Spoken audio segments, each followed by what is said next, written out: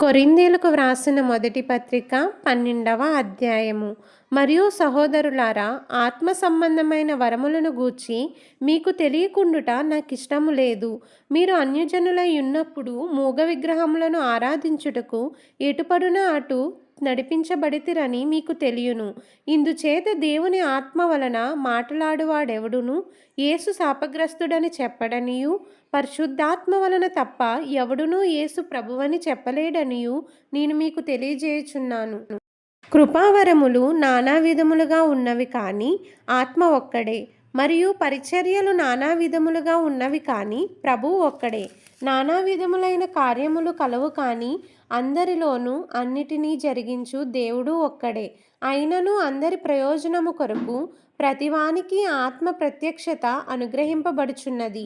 ఎలాగనగా ఒకనికి ఆత్మ మూలముగా బుద్ధివాక్యమును, మరి ఒకనికి ఆ ఆత్మననుసరించిన జ్ఞానవాక్యమును, మరి ఒకనికి ఆ ఆత్మ వలననే విశ్వాసమును, మరి ఒకనికి ఆ ఒక్క ఆత్మ వలననే స్వస్థపరచు వరములను, మరి ఒకనికి అద్భుత కార్యములను చేయు శక్తియు, మరి ఒకనికి ప్రవచన వరమును, మరి ఒకనికి ఆత్మల వివేచనయు, మరి ఒకనికి నానావిధ భాషలను, మరి ఒకనికి భాషల అర్థము చెప్పు శక్తియు అనుగ్రహింపబడి ఉన్నవి. అయినను వీటన్నిటినీ ఆ ఆత్మ ఒక్కడే తన చిత్తము చొప్పున ప్రతివానికి ప్రత్యేకముగా పంచి ఇచ్చుచు కార్యసిద్ధి కలుగజేయుచున్నాడు.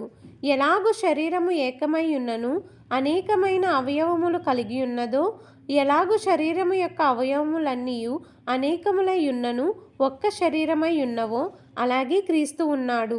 ఎలాగనగా యూదులమైనను, గ్రీసు దేశస్థులమైనను, దాసులమైనను, స్వతంత్రులమైనను మనమందరము ఒక్క శరీరములోనికి ఒక్క ఆత్మయందే బాప్తిసము పొందితిమి. మనమందరము ఒక్క ఆత్మను పానము చేసిన వారమైతిమి. శరీరం ఒక్కటే అవయవముగా ఉండక అనేకమైన అవయవములుగా ఉన్నది.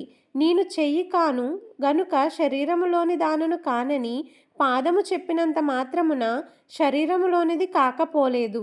మరియు నేను కన్ను కాను గనుక శరీరములోని దానను కానని చెవి చెప్పినంత మాత్రమున శరీరములోనిది కాకపోలేదు. శరీరమంతయు కన్నైతే వినుట ఎక్కడా? అంతయు వినుట అయితే వాసన చూచుట ఎక్కడా? అయితే దేవుడు అవయవములలో ప్రతిదానిని తన చిత్త ప్రకారము శరీరములో నుంచెను.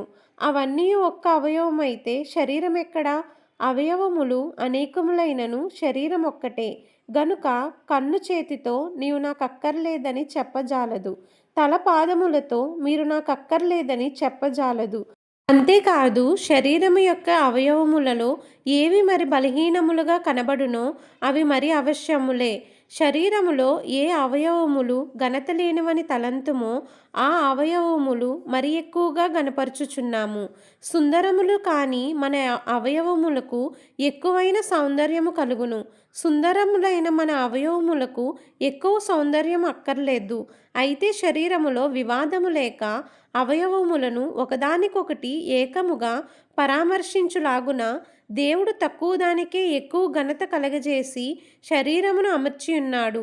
కాగా ఒక అవయవము శ్రమపడినప్పుడు అవయవములన్నీ దానితో కూడా శ్రమపడును.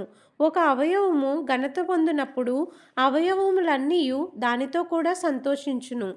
అటువలే మీరు క్రీస్తు యొక్క శరీరమై ఉండి వేరువేరుగా అవయవములై ఉన్నారు. మరియు దేవుడు సంఘములో మొదట కొందరిని అపోస్తలులుగాను, పిమ్మట కొందరిని ప్రవక్తలుగాను, పిమ్మట కొందరిని బోధకులుగాను, అటు పిమ్మట కొందరిని అద్భుతములు చేయువారిని గాను, తరువాత కొందరిని స్వస్థపరచు కృపావరములు కలవారిని గాను, కొందరిని ఉపకారములు చేయువారిగాను, కొందరిని ప్రభుత్వములు చేయువారిని గాను, కొందరిని నానా భాషలో మాట్లాడువారిని గాను నియమించెను. అందరూ అపోస్తలులా? అందరూ ప్రవక్తలా? అందరూ బోధకులా? అందరూ అద్భుతములు చేయవారా? అందరూ స్వస్థపరచు కృపావరములు కలవారా? అందరూ భాషలతో మాట్లాడుచున్నారా? అందరూ ఆ భాషల అర్థము చెప్పుచున్నారా? కృపావరములలో శ్రేష్టమైన వాటిని ఆసక్తితో అపేక్షించుడి. ఇదియుగాక సర్వోత్తమమైన మార్గమును మీకు చూపుచున్నాను. దేవుడు ఈ పరిశుద్ధ లేఖనమును దీవించి ఆశీర్వదించునుగాక. ఆమేన్.